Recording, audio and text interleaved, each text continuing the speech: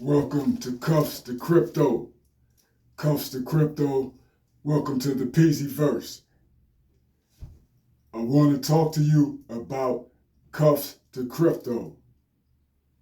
I want to speak to you in plain language that we can all understand about Cuffs to Crypto. Many of you out there may ask, what is Cuffs to Crypto? Let me explain. Cuffs to Crypto was created in order to help women and men reintegrating into society understand the crypto opportunity. Just like it helped me, we believe that crypto is the solution to America's problem with crime. We believe that crypto is the solution to America's inequity problem, not just here in the US, but all over the world. Crypto is an opportunity for those of us, for people who do not have adequate resources, adequate financial resources. Crypto is an opportunity to help these people survive, and not only survive, but thrive. How so, you may ask? Number one, crypto does not care about your race, your color, your ethnicity, your sexual orientation, your age, or your mental, how can I say it, your mental challenges. Crypto opens the door to opportunity for everyone. As long as you have a phone, which the majority of people on the planet have a phone today. I would say at least 51% of the people on the planet have a phone today. Even the children, as well as adults, have a phone in their possession, or at least access to a phone. As long as you have access to a phone, you have access to the crypto opportunity. Now, you may ask, well, why are you all covered up? Why are you dressed like you don't want anyone to know who you are? That's a valid question. I spent a lot of time in federal prison. I learned a lot. I saw a lot. I did a lot. I know a lot. I learned a lot. And I want to start with this. I hit the federal prison in 2006. 2006. For a violent crime, a string of violent crimes. I remember in 2008, I was in a USP, a United States Penitentiary, called USP Victorville, which is one of the most secure and violent prisons in the world. Definitely in the United States, but in the world as well. Okay, and I remember during that time hearing about Bitcoin. I heard about it. I heard maybe one or two white guys talking about Bitcoin during the course of 2009, 2010, maybe 2011. I heard it, but it didn't stick. It did not resonate with me. It did not resonate. So, but looking back, knowing what I know now, on July 14th, 2010, Bitcoin was trading at 4 cents a coin. That's it. 1 penny, 2 penny, 3 penny, 4. 4 pennies per one Bitcoin. That's what it was trading for. So, but at that time, I remember being associated with a female, and she was pushing me in the direction of KDP, which is the Kindle digital platform. She wanted me to write about my prison experiences. I had no wherewithal to understand Bitcoin. Neither did she. Otherwise, she would have shared that opportunity with me. And I probably would not be sitting here today, or maybe I would. But I want to talk to you about some reasons exactly why I mentioned that. Not only because XRP is actually Bitcoin 15 years ago. That's where XRP is today. But I don't want to talk about XRP. I want to talk about the crypto opportunity. What crypto does is it has the ability to disrupt what we call the public school to prison pipeline here in America. Let us all be clear and contrite. There is a public school to prison pipeline here in America. And this is by design. This is by design. Your political types, those in power, your financial institutions, your law enforcement agencies, your federal and state courtrooms, they are all a part of this, as well as your academic institutions here in your country.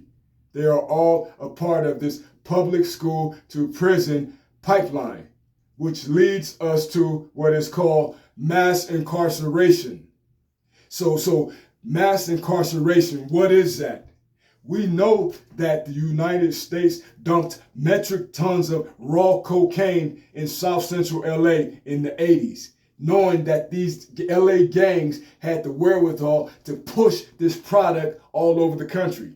All over the country. Not just their gang culture, not just the gang culture that came with South Central LA, but also the drugs would be pushed all over the LA, which would therefore lead to drug wars, drug deaths, drug violence, drug crimes, and drug convictions, which would lead to black men, hordes, millions upon millions of black men going to state and federal prison. That was by design. This was by design. This was not a fluke. This was not something that happened just by happenstance. This was by design, a carefully thought out plan to mass incarcerate millions of black men, black males. This way, millions of black babies would never be born in this country. So what we're talking about is population control. Okay, so crypto has the ability to say, okay, I don't need to break the law anymore. I don't need to commit murder for hire. I don't need to sell drugs, sell fetty or cocaine or heroin. I don't need to run up in banks and lay everybody down and take what I want. This is what the opportunity that crypto gives us, gives people like you and me. This is the opportunity that crypto gives us. And this is where Cuffs to Crypto comes in. Because I will tell you this, having been incarcerated for approximately 25 years of my life, half my life, if not a little more, half my life on this planet, my total existence has been spent inside of a federal institution. 1 out of every 2 days of my life has been spent inside of an institution, not federal, just the state. I've done the state, the jails, the mental hospitals, the federal prisons, the county prisons, the county jails, as I said. So how did I get here? How did I get to that point? Very good question. Growing up in a single parent household. How did we get to the single parent household? Why? Where are the fathers? I will say this: growing up in a housing project in California, in South Central LA, there was exactly 113 apartments in that particular housing complex, the Housing and Urban Development Project, housing project. Of the 113 apartments, there were probably 3 or 4 nuclear families. You say, what are nuclear families? Nuclear families are a mother, a father, a mother, a father, and their children. That is what the European calls the nuclear family. Okay, we call it unknown, because of that 113 apartments, there were only 3 or 4 fathers. I would say 3, maybe 2, maybe a part-time dad here and there, but there were like I can remember two of my childhood friends having a dad, maybe one or two. I remember two, actually, two that had an actual live-in father. So this was the environment that we were all being raised in. We know a woman cannot raise a man. She can do her best and her damnedest, but she cannot raise him. She cannot give him the laws and the principles of manhood. We understand this. And so does the U.S. government. And so does the powers that be. So what they did was they stripped, I believe it was Eisenhower, President Eisenhower, that passed the law. Of course, he didn't pass the law, but his how can I say, his cabinet passed it, made sure it got passed, that said that we will provide the black woman sustenance, food stamps, cash payments, as long as the black male is not in the household, unless you're married. Unless you're married. But if you're married, then you don't get any sustenance. You don't get any food stamps. You don't get any, support from the government. Okay, but see, that's a double-edged sword. Simply because when people, as myself, when black men are primarily locked out of the job market, or at least jobs that can pay enough to survive, it makes it difficult to construct that, to head a household, to head a family. Because what happens is, when you can't get a job, what do we do? A lot of black men, we live on our wits. So what do? We hustle.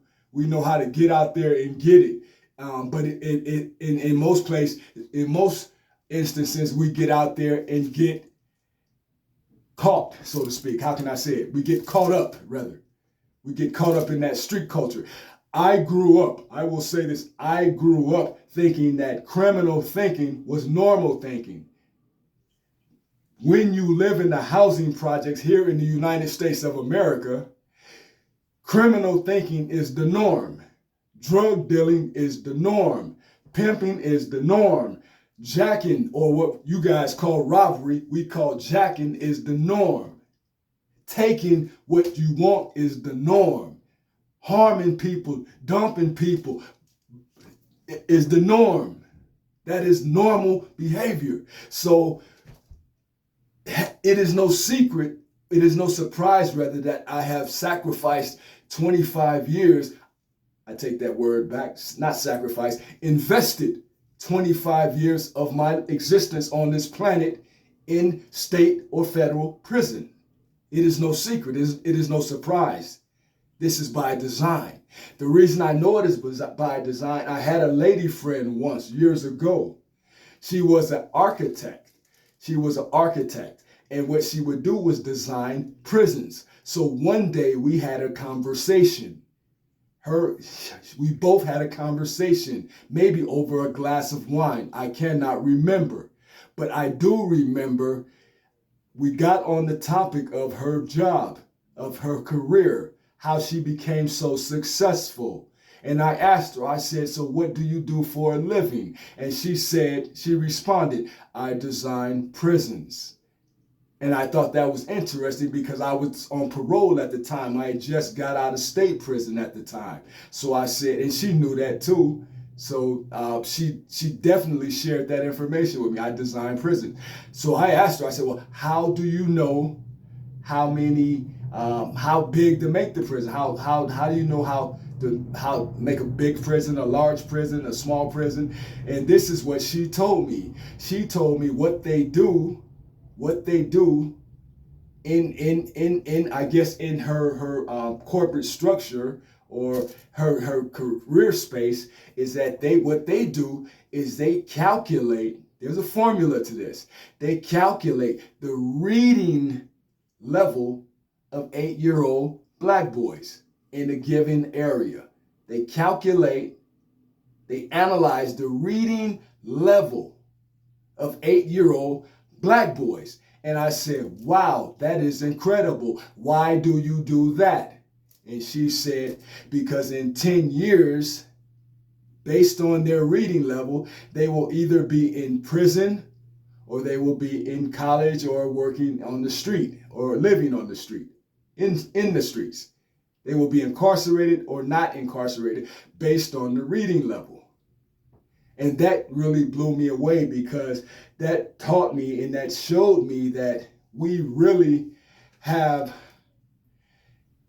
how can I say it, these beds in prison, those beds in prison, those bunk beds, they were built for us. Those cells, they were built for us. Like Nipsey Hussle said, you either gonna end up in a coffin or a cell. Take your pick. That's really what it is. So I said that to say this. Crypto is a real opportunity. The reason I know, because I got released after going in 2006. I got released in 2023. Technically 24, because I spent a year in the halfway house where I was essentially still in jail. So let's just say I got released in 24. Okay, after doing 18 years. Now, what I've learned in prison, I learned about crypto. I learned how to hodl, hold on for dear life. I learned how to stake, to use my crypto, to essentially invest my crypto to make more crypto. But at the same time, I learned that the game can be greasy. The game can be dirty. You have to be safe. You have to understand cold storage. You have to know how to protect yourself. You have to be, how can I say it? You have to be smart enough to understand the opportunity in front of you. This is what crypto is. Crypto is an amazing opportunity. I got out of federal prison in 24. And I began to invest in crypto. I began to invest in various tokens, various coins. I explored blockchain. I explored DeFi, decentralization. I learned, I became self-taught. But I will say this, it cost me about $7,000 or $8,000 to teach myself the game, to teach myself how to make money with crypto. You ask, why is that? Because I did a lot of what's called panic selling. I threw bad money behind good money. I didn't know how to read the charts. I didn't know what RSI was. I didn't know what the terminology meant. I had no idea. So I had a huge learning curve. That's why we created Cuffs to Crypto.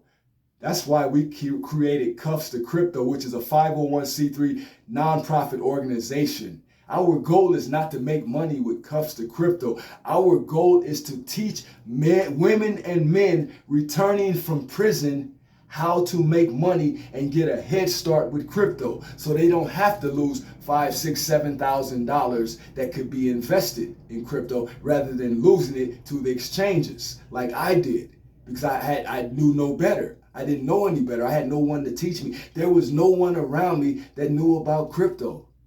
Anybody I asked, I might get a brief conversation out of a guy, but for the most part, no one knew much about crypto. So what I want to ask you today is,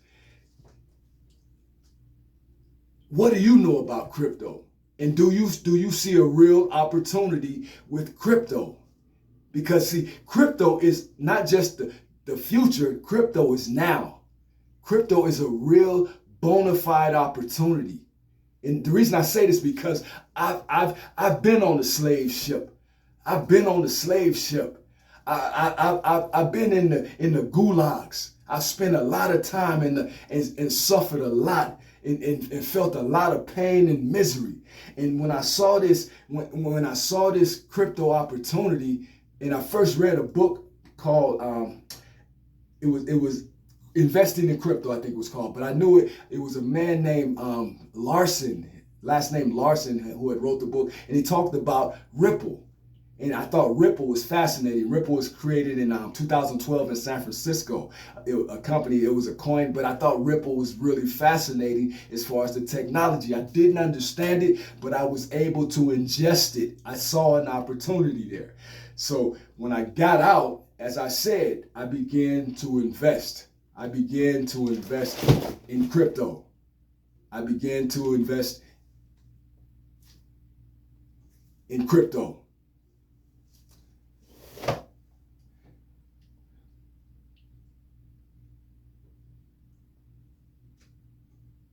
Think about it.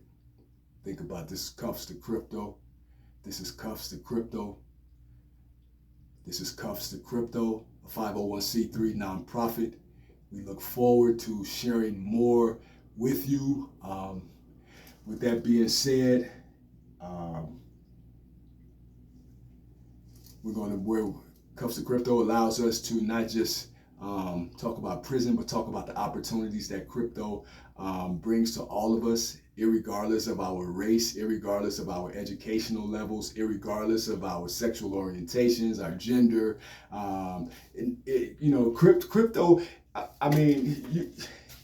Crypto is non-biased. I'm gonna say it like that. Crypto is non-biased. Crypto is non-biased because it just don't give a damn about who you are. It's no big I's and little U's. Crypto just, it's like, hey, if you got a phone and you got a few dollars and you wanna shoot your shot, you wanna invest, you wanna start to build a baby bag or maybe a large bag, you can do it with crypto. You can do it. And the reason I know is because I walked down that path. I walked down that path because I knew coming home, wasn't nobody gonna take care of me. Wasn't nobody gonna give me a goddamn thing. I knew that. I came home with that mentality. I came home with that mentality that ain't nobody gonna do nothing for me. Just put that in my head. I knew, and when I came home, I was right. Nobody did nothing for me. Nobody did anything for me. I didn't ask for nothing and I didn't expect anything and nobody did anything. So I kind of take, I don't want to call it pleasure, but I feel strong and I feel comfortable that I was able to literally pull myself up from my bootstraps fresh out the penitentiary. It was a time when my being on, once you come out the system, you're gonna get on federal paper, what's called federal paper. I'm gonna give you a quick story before I make my exit, because I'm known as the man who wasn't there. But like I said, I'm gonna share this little story with you.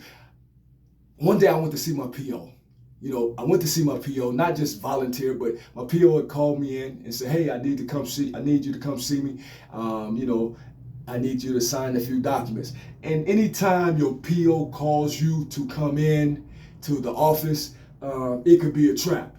Not all the time, but it can be. It feels like a trap. It feels like you walking into a trap. Anytime your PO calls you to the office, to the parole office or the probation office, it feels like a trap. It feels like, okay, this must be it. So you run it back in your mind. You replay your mind, all the events, all the conversations you had, all the things you may have done that could have broken the law, all the people you talked to that could have already been involved in a conspiracy or what have you. So you start replaying the videotape in your mind, but it's, by the grace of God, there was nothing I had done wrong. But anyway, so I get to the PO office, and she said, well, have a seat. And so I set my phone down. Now, I don't have a woman, so I'm not used to turning my phone upside down where nobody can see the screen because, I live alone and it's just me. So I set my phone down and she walks by me and she looks down and she sees a number, not a phone number, but a dollar amount. I had just busted a trade. I had just busted a trade right there in the PO office, and she's seen a number in my portfolio, a dollar amount. And she said, what's that? This is what my PO said. She said, what's that? I said, oh, this right here? I said, oh, yeah, I trade in crypto. She said, what you mean? I said, yeah, I buy crypto and I leverage it. I might buy more, I might sell, I might trade, I might stake. I hodl for the most part. The market's up right now. She said, well, where did you get all that money? I said, well, this is not enough. Now, mind you, it wasn't 100K. I'm gonna be honest, it was not 100K. It was 5 figures. It was 5 figures, but it wasn't 6 figures or 7 figures. But she said, where did you get all that money? And immediately her voice changed, her tone, her energy changed. Now she became suspicious of me.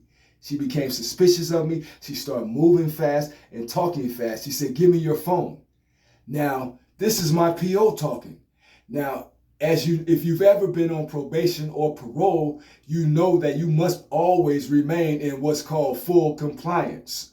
So when she said, "Give me your phone," she didn't ask for the phone. She gave me a directive, like you don't have a choice. Give me your phone.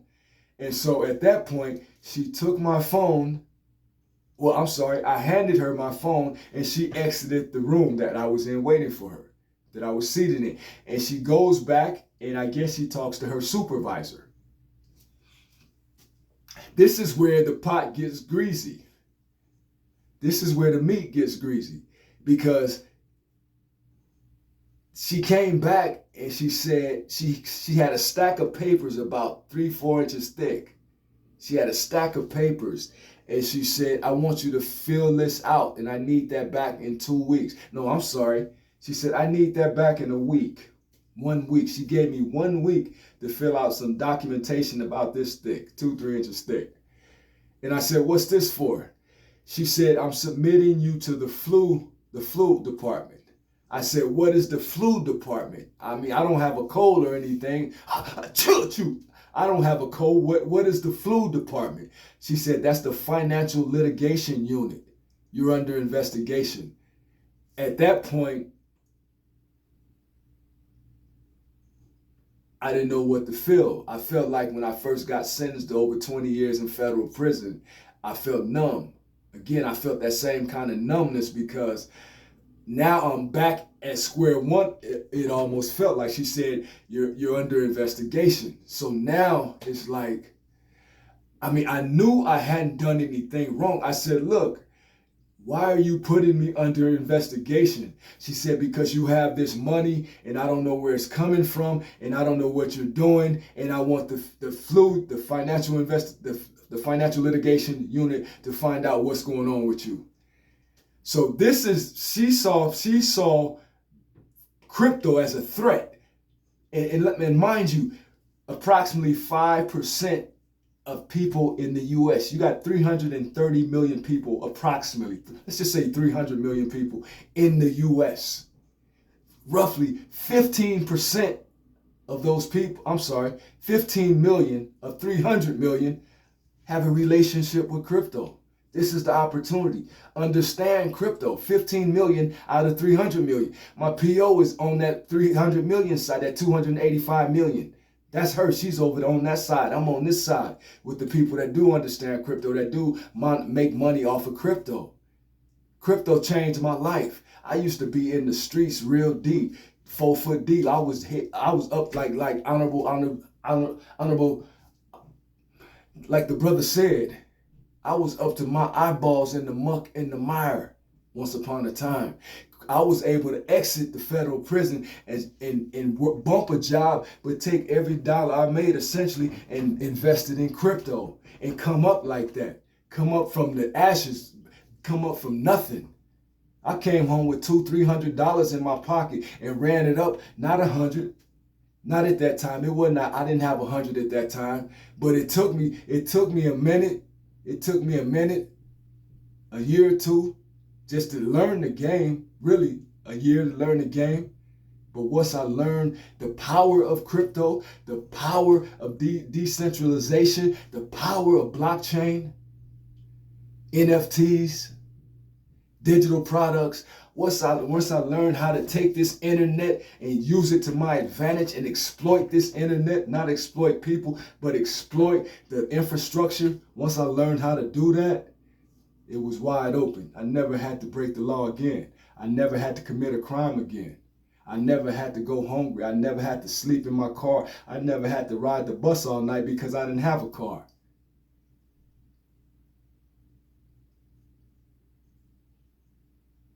So, like my PO said, man, she didn't understand it and she wanted to know where the money was coming from. And I tried my best to explain to her that even her president was supportive of crypto. So there's really nothing to investigate. I haven't done anything wrong. All my money can be accounted for. I haven't stolen anything. I haven't committed a scam. I haven't schemed anybody. I'm not on nobody's hot sheet. I'm not on nobody's profile, you know. And so I let her know this. And it went on and on. And so for the next several months, it was really, I felt like I was walking on eggshells. I felt like every time she called me to the office or every time she popped up at my place, she started popping up more and more. She started popping up more and more early in the morning. I would still be in bed and she's popping up. You know, not alone either. She had another officer with her. But so when she started doing this, I said, okay, this thing is turning into something else. So what they did was they held a meeting after the Financial Litigation Unit had finished their investigation. They called me in and I said, man, this is gonna be what it is.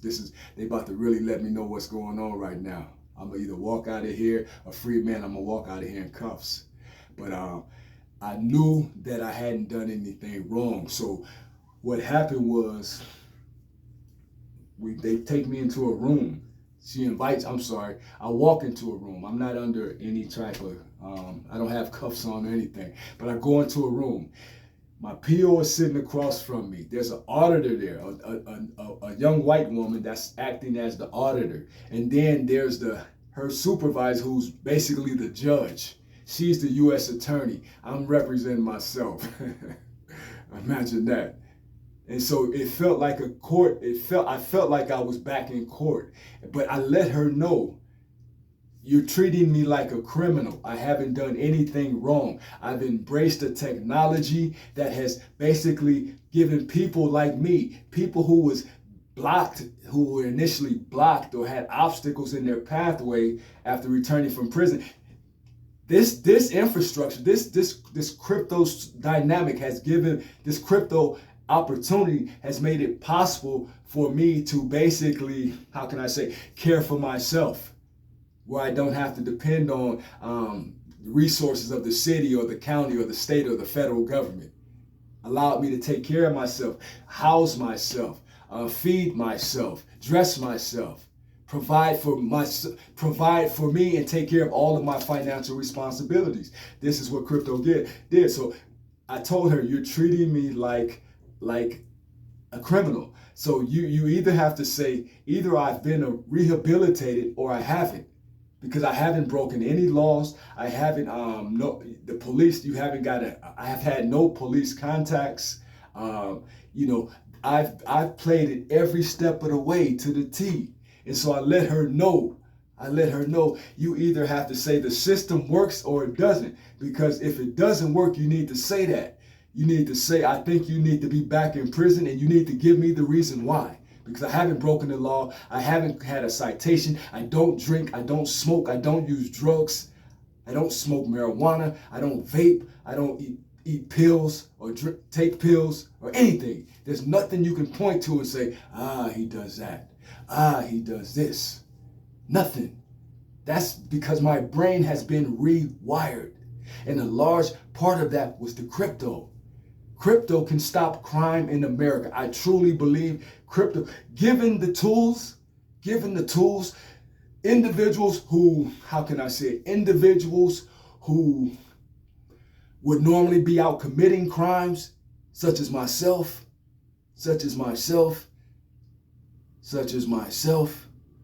given the crypto opportunity, there's no need to commit crime. There's no need to commit crime because it feels brand new. It feels like, it almost feels like gambling. I don't gamble either, but it feels like you get the rush like gambling, but at the same time, you get to see your money like investing, and you know that you're doing something proper and well. You know that you're doing something that benefits you and your family. You know, it benefits you and your future. You get that impression that I'm really involved in something that's worth my while, worth my time. That's what crypto does.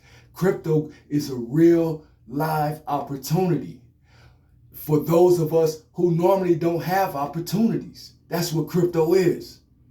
So cuffs to crypto, you're going to be hearing a lot from us You're going to be hearing a lot from this organization. It's a 501c3 organization, which is a nonprofit. You can donate crypto, you can donate Bitcoin, you can donate Solana, XRP, XLM, Dogecoin, Shiba Inu, whatever the case may be, or you can still donate fiat. We understand the de-dollarization of the USD is on its way out. The dollar is essentially on its way out. The petrodollar is dying slowly. The petrodollar is dying slowly. This thing overseas, it's all theater. We get that. The brother out of Venezuela, that's all theater. That's an old play out of an old playbook. And I don't want to get political, but his kidnapping or whatever you want to call it, they did the same thing to Noriega back in the day. He was like the general or the president of Panama. I can't remember what he was, but they came and got him. It's an old play out of an old playbook. The U.S. don't do nothing. The U.S. is like the macrocosm, like Hollywood is the microcosm. They run the same movies. The U.S. government run the same plays. That's all. That's all. They go in, break everything, blow up everything, break everything, then bring their companies over and have them fix it and take the taxpayer money and the foreign government's money to pay for it. It's just a lot of bullshit all the way around. You just got to know how to read the keys, read the signals, read the writing on the wall. But understand, like the Noble Drew Ali said, you got to save yourself. Crypto gives you an opportunity to save yourself. It gave me an opportunity to save myself. Give crypto a chance. Tune in to Cuffs to Crypto. Donate so that we can help brothers and sisters coming home. We're going to house them in a sober living environment and indoctrinate them. And I use that word very strongly. We're going to teach them and indoctrinate them about crypto. So this way they teach their family members about crypto and they lead by example. Because I'm going to say it like this. Whenever you get out of prison, primarily feds, but also the state, but feds to a much greater degree, people think you know something. When you get out of the feds, people think you know something because you've been exposed to people from all over the world. Men and women from all over the world, not just the U.S., but from China and Japan and Australia and Ghana and Nigeria, Russia, Czechoslovakia, people from all over the world. So the point is, I said that to say this: give crypto a chance. If you're not investing in crypto, research crypto, learn as much as you can, as fast as you can, and we're out of here.